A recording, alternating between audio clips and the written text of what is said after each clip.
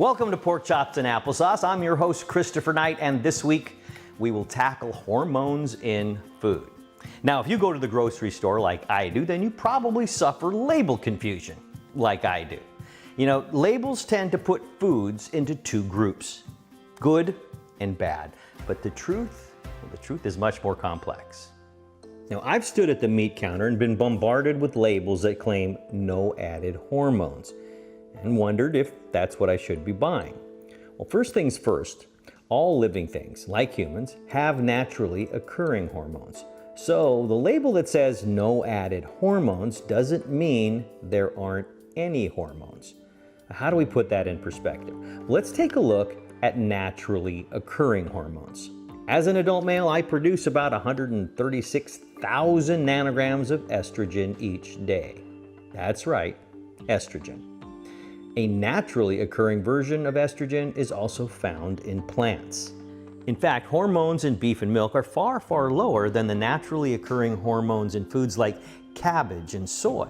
For example, soy flour has 128 million nanograms of estrogen per 3-ounce serving. That's about 100 million times more than the amount of hormones found in a serving of natural beef. Some farmers and ranchers choose to supplement hormones to help raise more beef with fewer resources. The use of implanted hormones in cattle is carefully regulated, and their safety widely studied and verified. And as the numbers show, the difference in estrogen between natural and hormone-implanted beef is a half a nanogram. Virtually nothing compared to the amount of hormones in soybeans, tofu, and even white bread. Hormone implants were approved for use in the raising of beef cattle in the 1950s and have been safely and effectively used ever since. So why do kids seem to be growing faster and reaching puberty earlier? Genetics plays a role, but medical studies indicate calorie consumption and increased levels of body fat are the key contributors.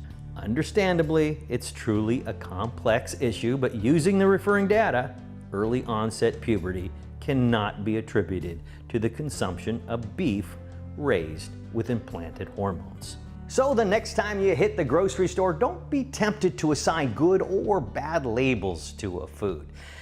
Know the facts while you read the labels and make an informed decision that is best for you and your family. This is Christopher Knight for Pork Chops and Applesauce.